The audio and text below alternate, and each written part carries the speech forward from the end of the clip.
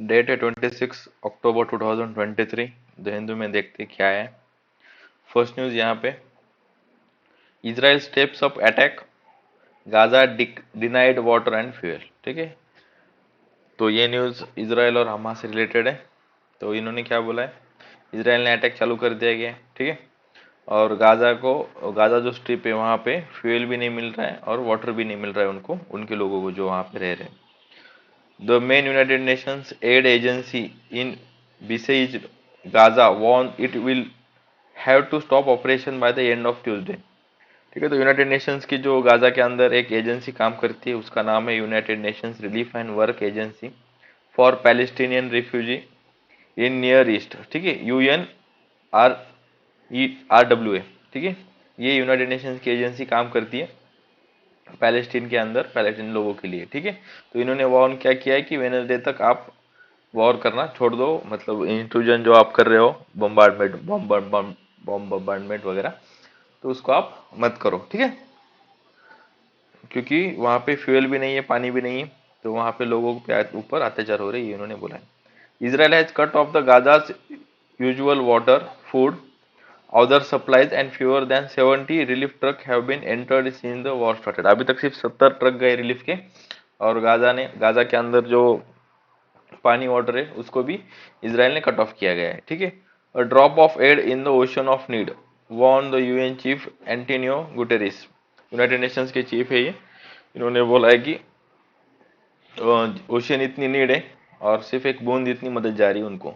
Israeli prime minister Benjamin Netanyahu has ordered to eliminate the Hamas and Israel strike है now killed 6500 peoples in Gaza. ठीक है, 6500 लोगों तो अभी तक मारा गया है इसराइल के स्ट्राइक की वजह से गाजा के अंदर। और उन्होंने जो प्राइम मिनिस्टर है इसराइल के बेंजामिन नेतन्याहू, उन्होंने शपथ ली है कि हम एलिमिनेट करेंगे गाजा को। ठीक है, मिस्टर गुटेरेस जो यूनाइटेड नेशंस के हेड है, यूनाइटेड नेशंस के एडवाइजर है, ठीक है, उन्होंने क्या बोला है, decries the epic suffering in the Gaza and collective punishment of its 2.4 million peoples. इन्होंने ये बोला है कि ये इपिक सफरिंग है। ठीक है, ये बहुत ज़्यादा सफरिंग हो रही है गाजा के अंदर, और आप एक हमास के एक्शन के लिए कलेक्टिव पनिशमेंट नहीं दे सकते। जो 2.4 मिलियन पीपल वहाँ पे जो रह रहे, 24 लाख लोग जो लोग वहाँ पे हैं, उनको आप कलेक्टिवली पनिश नहीं कर सकते सिर्फ एक हमास के एक्शन की वजह से। ठीक है, तो यही ये बोला है। On the date 19 the United agency for Palestine refugee UNRWA warn it can not keep up operation with our without access of fuel. तो उन्होंने बोला कि हम ऑपरेशन नहीं चला सकते यहाँ पे रिलीफ के, क्योंकि हमारे पास फ्यूल ही नहीं है, तो गाड़ी वगैरह कहाँ से चलाएंगे। ठीक है, और क्या है 15 नंबर के पेज नंबर पे दिया है, देखते हैं।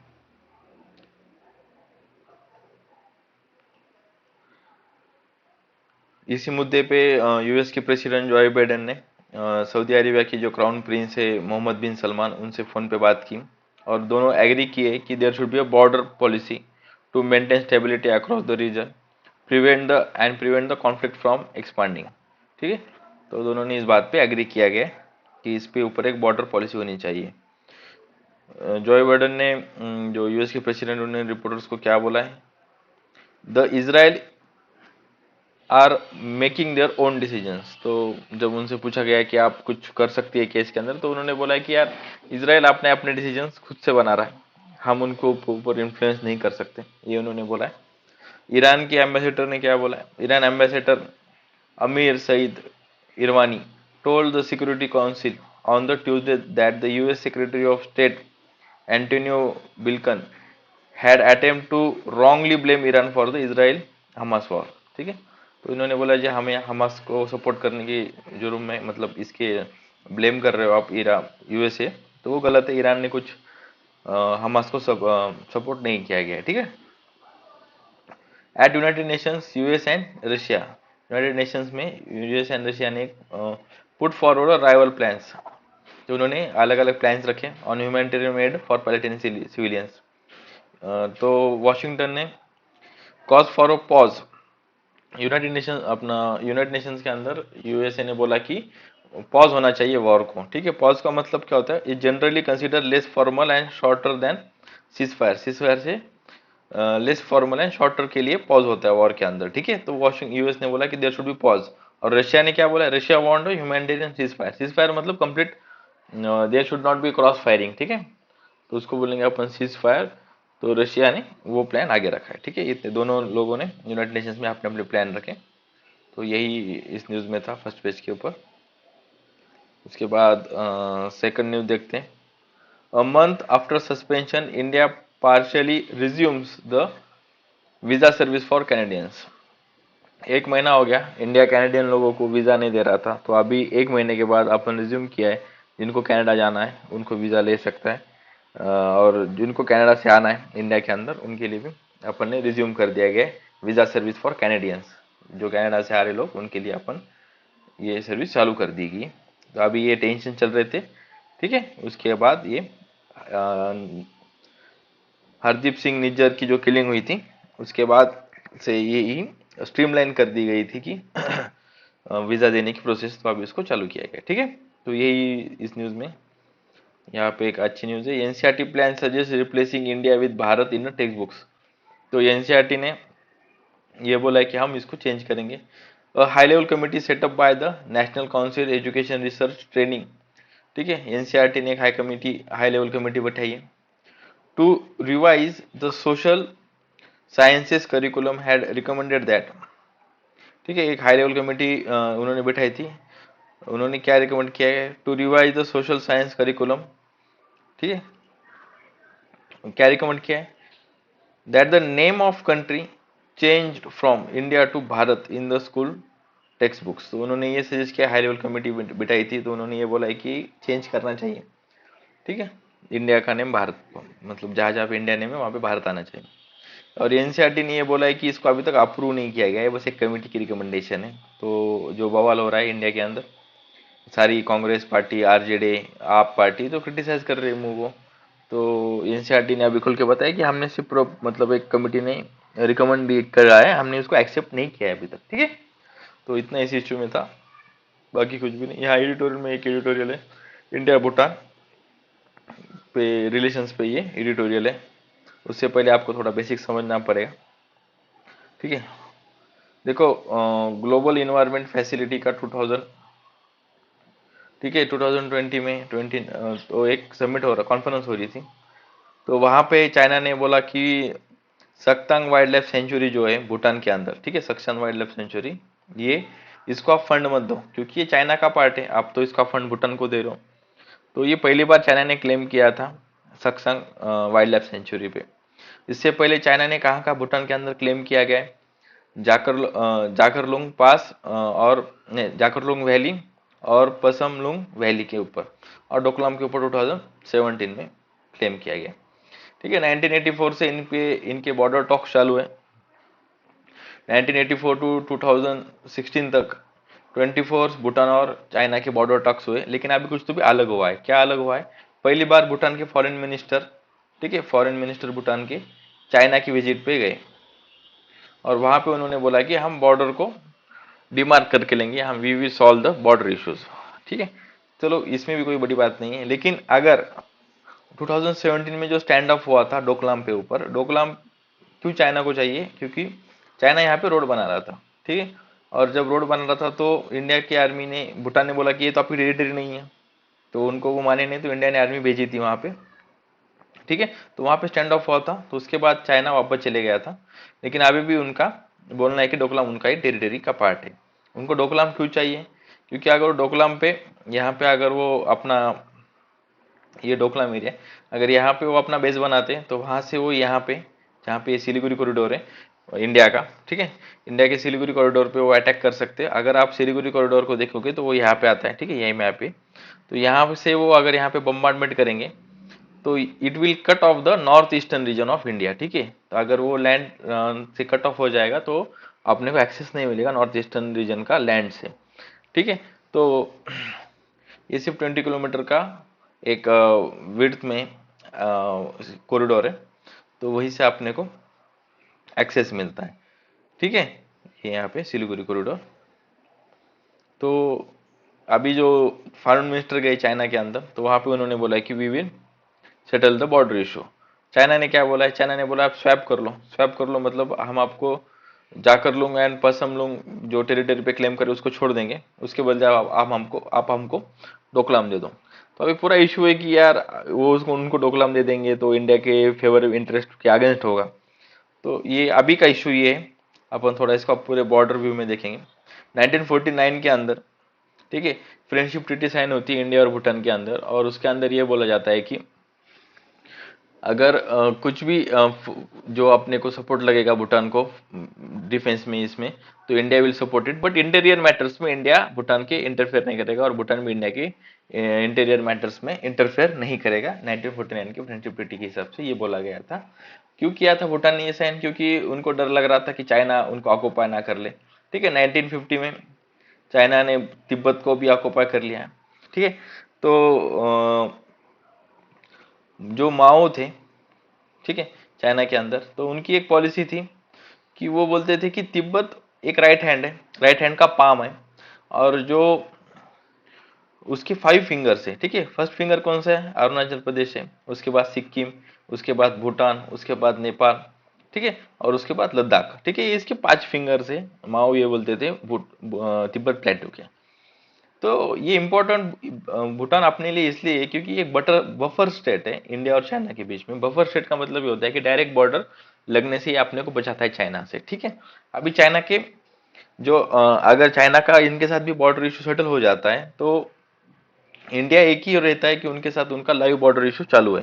ठीक है, और इंडिया के साथ चाइना बॉर्डर इशू क्यों रखता है? क्योंकि इंडिया उनको पता है कि अगर इंडिया इज ग्रोइंग इकोनॉमिकली, अगर अपन बॉर्डर पे टेंशन बनाएंगे तो थोड़ा वो दब के रहेगा।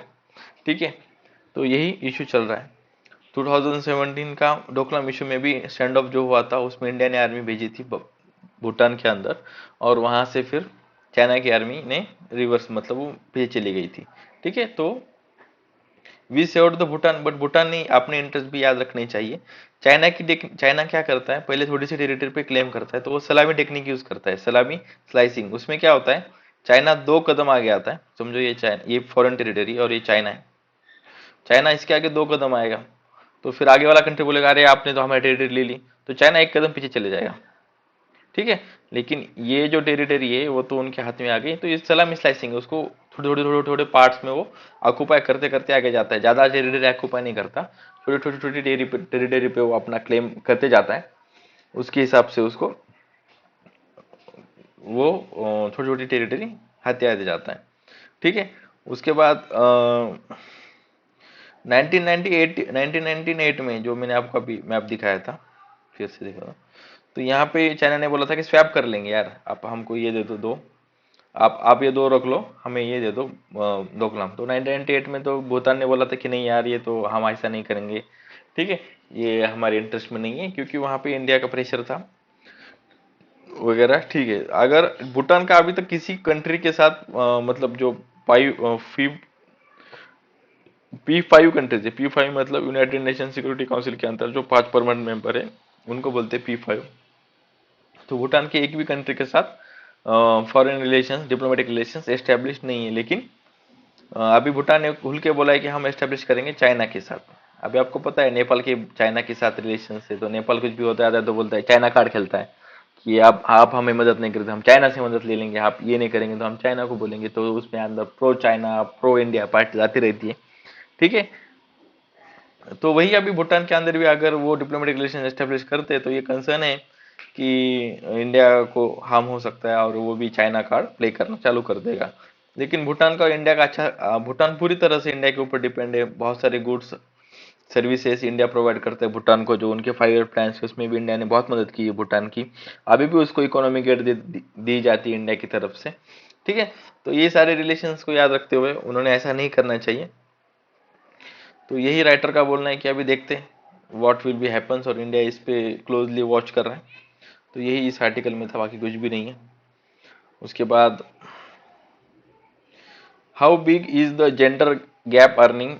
ठीक है, तो जेंडर मतलब फीमेल मेल फीमेल के अर्निंग में क्या गैप है, ये इन्होंने एक सर्वे किया है। Periodic labour force survey has been monitored the gender earning gap across various forms of employment in April June 2019 to 2023। ठीक है, तो ये डाटा है पीरियोडिक लेवल फोर्स सर्वे का, तो इन्होंने मॉनिटर किया है। उसके की पॉइंट देखेंगे, man consistently earn more than women's, ठीक है, in all forms of work with the greatest gender gap observe among the self employed individuals. जो सेल्फ एम्प्लॉयमेंट है उसमें सबसे ज्यादा अपने को गैप दिखता है वुमेन्स और मेंस के अर्निंग में। The gender gap in earning has increased from self employed workers but decreased for regular veg workers. ठीक है, जेंडर गैप अर्निंग बढ़ी है, मतलब इसमें जो गैप है वो इंक्रीज हो गया है फॉर सेल्फ एम्प्लॉयड वर्कर्स। ठीक है, जो मतलब अगर मेल कुछ सेल्फ एम्प्लॉयमेंट के लिए करता है तो उसको ज़्यादा पैसे मिलते हैं, और जब फीमेल करती है तो उसको कम मिलते हैं, या फिर फीमेल नहीं करती, ऐसा उन्होंने बोला है। ठीक है, but decrease for the regular veg workers, लेकिन जो रेगुलर वेज वर्कर्स होते हैं उनमें जेंडर गैप अर्निंग डिक्रीज हुई है, मतलब उनमें पैरिटी आई है। ठीक है, और उसके बाद a focus on weekly hour work reveals that the woman on an average work fewer hour than the man. Weekly basis पे अगर आप एनालाइज करोगे वीकली आवर्स पे, तो एक औरत आदमी से कम काम करती है, fewer hours than man, with the largest gap in self employment. Self employment तो बहुत ही कम काम करती है, इन्होंने बोला। The rise in the gender gap in hours work is attributed to the increasing labour force participation rate among rural woman in the self employment. तो जो जेंडर गैप इसके अंदर वर्क आवर्स में जो राइज हुआ है उसका श्रेय किसको जाता है, increase in the labour force participation rate. तो वुमेन्स का लेबर फोर्स पार्टिसिपेशन रेट बढ़ा है। क्यों बढ़ा है, क्योंकि रूरल वुमेन्स के अंडर एग्रीकल्चर में वुमेन्स काम सेल्फ एम्प्लॉयमेंट बहुत करती है। But with many these jobs being part time in nature, but जो रूरल वर्क होता है वो पार्ट टाइम में होता है, फसल काटनी है वगैरह, तो उसके बाद वो रेगुलर वर्क नहीं होता। तो वही इन्होंने बोला है, ये मोटे मोटे पॉइंट्स है उसके, बाकी कुछ भी नहीं है उसके अंदर। Time has come for India to declare Hamas as a terrorist group. Israel ambassador ने बोला है कि अभी टाइम आ गया है, इंडिया ने डिक्लेयर करना चाहिए हमास को एज अ टेररिस्ट ग्रुप। लेकिन ये भूल जा रहे कि ऐसा नहीं होता। ठीक है, क्योंकि बहुत सारे जो टेररिस्ट ऑर्गेनाइजेशन है जो इंडिया को तकलीफ देते हैं, उनको इसराइल ने अभी तक डिक्लेयर नहीं किया है टेररिस्ट ऑर्गेनाइजेशन। ठीक है, तो ये म्यूचुअल होगा, अगर वो भी जैसे कि लश्कर तोयबा इसको उसको जो मिलिटेंट्स ऑर्गेनाइजेशन इंडिया के अंदर तकलीफ देते हैं उनको भी वो डिक्लेयर करेंगे। अभी तक उन्होंने नहीं किया, तो अपन भी हमास को डिक्लेयर उसके बाद ही करेंगे। लेकिन इन्होंने बोला है कि यार बड़े बड़े कंट्रीज जैसे कि European union, USA, Canada, Australia, इन्होंने तो डिक्लेयर किया है हमास को टेररिस्ट ऑर्गेनाइजेशन, आप भी कर दो। ठीक है, तो यही इस आर्टिकल का है, बाकी कुछ भी नहीं इसके अंदर। तो ऐसा नहीं होता, वर्ल्ड अफेयर्स में गिव एंड टेक की प्रोसीजर होती है। International solar alliance to release a report on global adoption of solar technology in the November. International solar alliance India और फ्रांस ने बनाया था, तो इसकी एक रिपोर्ट आ रही है। देखेंगे, Indian solar alliance gathering of 116 members countries to form accelerate the global adoption of solar technology. तो 116 इसमें कंट्रीज हैं, इतना याद रखिए इंडियन सोलर अलायंस के अंदर। और उन्होंने बोला कि global to accelerate the global adoption of solar technology के लिए बनाया गया था। Will for the first time compile and release the global stock stake report. ठीक है, तो ये पहली बार होगा जो ये ऑर्गेनाइजेशन बनाएगी global solar stock stake report. ठीक है, दिस इज इंस्पायर्ड बाय, ये किससे इंस्पायर्ड हो रहा है, first ever global stock take of United Nations conference of parties. तो इनसे ये इंस्पायर हुआ है, क्योंकि ये जो यूनाइटेड नेशंस की कॉन्फ्रेंस पार्टी होने वाली है, कॉन्फ्रेंस ऑफ पार्टीज, ये दुबई में होगी इस साल। ठीक है, तो ये पहली बार ऐसा कुछ कंडक्ट करेंगे। here the countries are expected to give an account of their actions। Countries आपने क्या क्या एक्शंस लिए उसका अकाउंट देंगे। until now to transition their economies away from the fossil fuels। क्या क्या उन्होंने एक्शंस लिए कि उनकी इकोनॉमी को फॉसिल फ्यूल से प्रोडक्शन कम करने के लिए, उसके ऊपर वो अकाउंट देंगे। Let down plan to course correct, क्या क्या वो एक्शन प्लान बनाएंगे उसका भी वो देंगे। If their commitments are insufficient to prevent run away global warming, अगर वो पीछे पड़ रहे उनके टारगेट फॉलो करने, तो उसके लिए वो क्या क्या एक्शन प्लान बनाएंगे उसको ये देंगे। The global stock take follow from the Paris agreement sign in 2015 and it is the expected to held in once fire. Global stock take जो इस साल होगा वो हर 5 साल में एक बार होता है, और 2015 से इसको चालू किया गया। पेरिस एग्रीमेंट जब साइन हुआ था तब से। उसके बाद in 2020 nearly 300 millions dollar investment in solar has been taken place. तो अभी तक 2020 में 300 बिलियन डॉलर्स थी इन्वेस्टमेंट सोलार के अंदर, तो अभी वो 2022 के अंदर ये होगी 380 billion dollars. However the manufacturing is uneven in the most of it concentrated in China. जो मैन्युफैक्चरिंग है सोलार इसकी वो अनइवन है, मतलब इवनली डिस्ट्रीब्यूटेड नहीं है, सबसे ज़्यादा तो चाइना के अंदर ही होती है, यही उन्होंने बोला है। ठीक है, international solar alliance which is steered by India and France is scheduled to hold its 6th annual meeting in Delhi later this month। Delhi के अंदर इसकी 6th मीटिंग होगी। इंडिया और फ्रांस ने इसको बनाया था इंटरनेशनल सोलर अलायंस की। और key focus area for the organisation is expanding the solar installation in Africa. Africa के अंदर सोलर इंस्टॉलेशन बढ़ाएंगे। उसके बाद set up the global solar facility. ठीक है, ग्लोबल सोलर फैसिलिटी भी सेटअप करेंगे। The aim to boost the scale of solar investment there and following that the expand to West Latin America, Caribbean Sea। तो इस organisation की membership Latin America, West Asia और Caribbean के अंदर भी spread होनी चाहिए, इसका एम है। सोलर इन्वेस्टमेंट यहाँ पे भी आनी चाहिए। Global solar facility which will have 3 facilities. जो ग्लोबल सोलर फैसिलिटी होगी उसके अंदर 3 फंड्स होंगे, which will have 3 funds. First fund कौन सा होगा? पेमेंट गारंटी फंड, इंपॉर्टेंट याद रखिए। दूसरा इंश्योरेंस फंड, क्या करेगा insurance fund? To mitigate the project risk, उसके लिए इंश्योरेंस फंड बनाया जाएगा। एंड इन्वेस्टमेंट फंड, ये 3 फंड हो गए। कौन कौन से फंड हो गए? Payment guarantee fund, insurance fund and investment fund होंगे। Solar photovoltaic installation globally touch 1133 gigawatts as of 2022। ठीक है, 2022 में 1133 गीगावाट्स का इंस्टॉलेशन हुआ है पूरे वर्ल्ड के अंदर सोलर फोटोवोल्टिक का। ठीक है, और 2022 में इसमें 191 गीगावाट्स ऐड हुए। ठीक है, नियरली फोर्थ, अभी जो इतना 1133 जो गीगावाट है वर्ल्ड के अंदर, तो उसमें का 350 मेगावाट जो इंस्टॉलेशन है वो सिर्फ चाइना में, और चाइना मेंबर नहीं है इंटरनेशनल सोलर अलायंस का। चाइना के बाद यूनाइटेड स्टेट्स के अंदर है। यूनाइटेड स्टेट्स का कितना है? 111 गीगावाट से। ठीक है, तो ये इंपॉर्टेंट पॉइंट इसे याद रखिए। ठीक है, चाइना मेंबर नहीं इंटरनेशनल सोलर अलायंस का, तो भी इसके अंदर 1/4 जो सोलर सेटअप है फोटोवोल्टिक सोलर सेल का इंस्टॉलेशन से वो हुआ है। ठीक है, India ranks among the top 5 countries globally with 62 gigawatts. तो सोलर फोटोवोल्टिक सेल का जो इंस्टॉलेशन के अंदर इंडिया टॉप 5 में आता है, और उसका कितना है ग्लोबली? 62 गीगावाट्स का इंस्टॉलेशन कैपेसिटी इंडिया ने बिठाया। The rate of growth of renewable energy capacity in our country has been among the highest in the world. जो ग्रोथ का रेट हो रहा है रिन्यूएबल एनर्जी कैपेसिटी बढ़ाने में, तो इंडिया उसमें हाईएस्ट, ये इन्होंने बोला है। ठीक है, उसके बाद Iran bans 12 actor from working in movie over हिजाब वायलेशंस। ठीक है, तो इतना इस न्यूज में, बाकी कुछ भी नहीं।